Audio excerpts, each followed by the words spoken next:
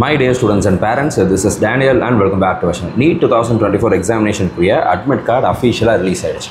இந்த நேரத்தில் நிறைய மாணவர்களுக்கு அட்மிட் கார்டு இன்னும் வரல, எனக்கு நிறைய எரர்ஸ் காட்டுது, நான் செக்யூரிட்டி பின் இல்லைனா கேப்சா கோட் தப்புன்னு சொல்லுது, இல்லைனா ஃபோட்டோ நாட் ஜென்ரேட்டர்னு வருது, நான் இன்னும் டவுன்லோட் பண்ணலை, எனக்கு அட்மிட் கார்டு வருமா வராதா அப்படிங்கிற நிறைய சந்தேகங்கள், நிறைய டென்ஷன் நிறைய பேரண்ட்ஸ் மத்தியிலையும் ஸ்டூடெண்ட்ஸ் மத்தியிலையும் இருக்குங்கிறத நம்மளால் புரிஞ்சுக்க முடியுது. நமக்கு வரக்கூடிய ஃபோன் கால்ஸில் இன்றைக்கி மார்னிங்லேருந்து நிறைய ஃபோன் கால்ஸில் இதே கேள்வி தான் கேட்டுகிட்டே இருக்காங்கிறதுனால இந்த வீடியோவில் இதற்குரிய பதிலை தான் பார்க்க போகிறோம். ஒருவேளை உங்களுக்கு அட்மிட் கார்டு இதுவரை டவுன்லோட் பண்ண முடியாமல் இருந்துச்சு அப்படின்னா ஃபர்ஸ்ட் திங் டென்ஷன் ஆகாதீங்க. அட்மிட் கார்டு கண்டிப்பாக உங்களுக்கு வந்துடும். இந்தியா ஃபுல்லாக 24 லட்சத்துக்கும் அதிகமான மாணவர்கள் நீட் அப்ளை பண்ணியிருக்காங்க. இந்த அப்ளிகேஷன் பண்ண நம்பர்ஸ் ஜாஸ்தின்றதுனால அத்தனை மாணவர்களும் அத்தனை லட்சக்கணக்கான மாணவர்களும் இன்றைக்கி மார்னிங்கில் இருந்து தான் என்ன பண்ணுவாங்கன்னா டவுன்லோட் பண்ணுறதுக்கு ட்ரை பண்ணுவாங்க.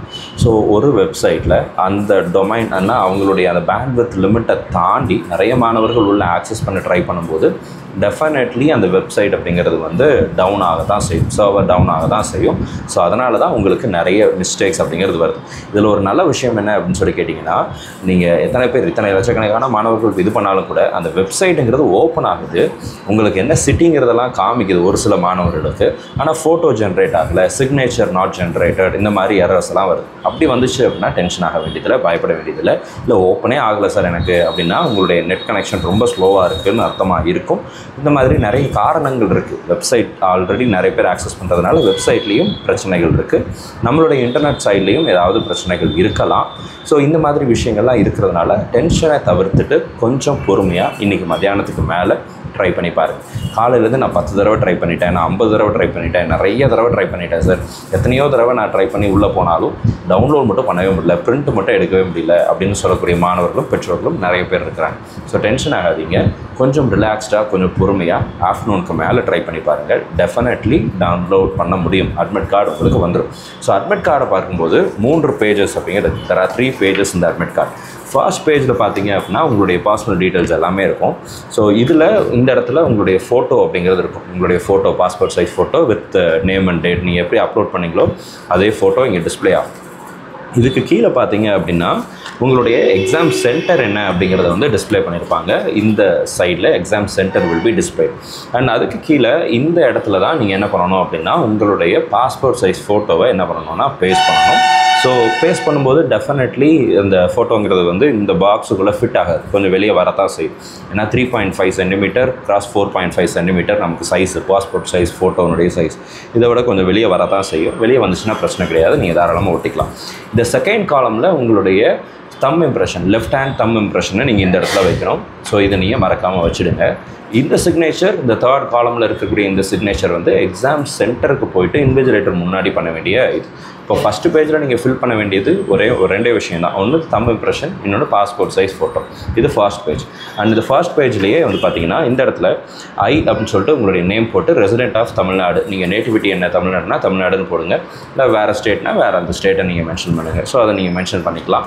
அடுத்ததாக பார்த்தீங்கன்னா செகண்ட் பேஜில் உங்களுக்கு போஸ்ட் கார்டு சைஸ் ஃபோட்டோ ஓட்டுவதற்கான ஸ்பேஸ் அப்படிங்கிறது இருக்குது. நீங்கள் பிரிண்ட் அவுட் எடுக்கும்போது பேப்பர் சைஸ் என்ன கொடுத்தீங்க அப்படிங்கிறத செக் பண்ணுங்கள். பேப்பர் சைஸ் A4 கொடுத்துருந்தீங்க அப்படின்னா கரெக்டாக வந்திருக்கும். அப்படி இருந்துமே கூட போஸ்ட் கார்டு சைஸ் ஃபோட்டோ ஓட்டும்போது இந்த பாக்ஸுக்குள்ளே ஃபிட் ஆகாது, கொஞ்சம் பெருசாக தான் வரும். நான் ஃபோட்டோ காமிக்க வேண்டான்றதுனால ஃபோட்டோவை கையில் எடுத்து பேஸ்ட் பண்ணி காட்டலை. பட் இதுக்கு மேலே கூட நீங்கள் என்ன பண்ணிக்கலாம் அப்படின்னா ஒட்டிக்கலாம். இந்த பாக்ஸை விட கீழே போகாமல் இந்த பாக்ஸுக்கு மேலே கொஞ்சம் தெரிகிற மாதிரி இருந்துச்சுன்னா கூட, இந்த பாக்ஸை விட கொஞ்சம் எக்ஸீடாக வெளியே வந்துச்சு அப்படின்னா கூட பிரச்சனை கிடையாது, பேஸ்ட் பண்ணிக்கோங்க. இது தவிர்த்து இந்த இடத்துல signature of the invigilator, sign பண்ணுறது இன்விஜிலேட்டர் தான் சைன் பண்ணணும். இந்த இடத்துலையும் நம்ம இப்போ சைன் பண்ணக்கூடாது, எக்ஸாம் ஹாலில் உட்காந்து தான் சைன் பண்ணணும். சரியா? இப்போ ஃபஸ்ட்டு பேஜ் மட்டும் தான் நம்ம ஃபில் பண்ணணும். ஸோ இதெல்லாம் வச்சுக்கோங்க. தேர்ட் பேஜ் அப்படிங்கிறது பார்த்தீங்கன்னா இன்ஸ்ட்ரக்ஷன் பேஜ். ஸோ இதெல்லாம் ஒரே பேஜில் வரும். நீங்கள் A4 கொடுத்தீங்கன்னா ஒரே பேஜில் வரும், இல்லைனா 4 பேஜ் வரும். 3 பேஜ் தான் ஆக்சுவலாக இருக்குது. ஸோ A4 ஷீட்டில் பிரிண்ட் அவுட் எடுத்தீங்க, பேப்பர் சைஸ் A4 செலக்ட் பண்ணிங்கன்னா 3 பேஜ் தான் வரும். ஸோ தேர்ட் பேஜ் இது. நீங்கள் 3 பேஜுமே பிரிண்ட் அவுட் எடுத்துக்கோங்க. பிளாக் அண்ட் ஒயிட்லேயே எடுத்துக்கலாம், கலரில் தான் எடுக்கணுங்கிற அவசியம் இல்லை. நீங்கள் கலரில் எடுத்துகிட்டு போகிறதுனாலும் போகலாம், அது உங்களுடைய சாய்ஸ் தான், உங்களுடைய விருப்பம் தான். ஸோ பிளாக் அண்ட் ஒயிட்டில் எடுத்துகிட்டு கூட நீங்கள் உங்களுடைய ஃபோட்டோவெல்லாம் ஒட்டிக்கலாம். சிங்கிள் சைட்லேயே எடுத்துக்கலாம். சரிங்களா? பேக் டு பேக் எடுக்க வேண்டிய அவசியம் இல்லை, எல்லாமே சிங்கிள் சைடாகவே நீங்கள் என்ன பண்ணிக்கலாம் அப்படின்னு எடுத்துக்கலாம். 3 சிங்கிள் பேப்பர் எடுத்துக்கலாம். இதை 2 காப்பி 3 காப்பி எக்ஸ்ட்ரா எடுத்து வச்சுக்கோங்க. அண்ட் அதோட சேர்த்து passport size photo extra copies எடுத்துக்கோங்க, போஸ்ட் கார்டு சைஸ் ஃபோட்டோவும் எக்ஸ்ட்ரா காப்பி எடுத்துக்கோங்க. நான் உங்ககிட்ட சொல்கிறது என்னென்னா, இந்த ஃபில் பண்ண அட்மிட் கார்டு 2 காப்பி உங்கள்கிட்ட இருக்கட்டும். 2 காப்பி ஃபில் பண்ண completely filled application NEET admit card, photo, passport size, post card size photo paste பண்ண காப்பீஸ் 2 காப்பீஸ் வச்சுக்கோங்க. இது நம்மளுடைய சேஃப்டி கார்டு, எதுவும் வேஸ்ட் ஆக போகிறதில்ல, நீங்கள் பத்திரமா நீங்களே வச்சுக்கலாம்.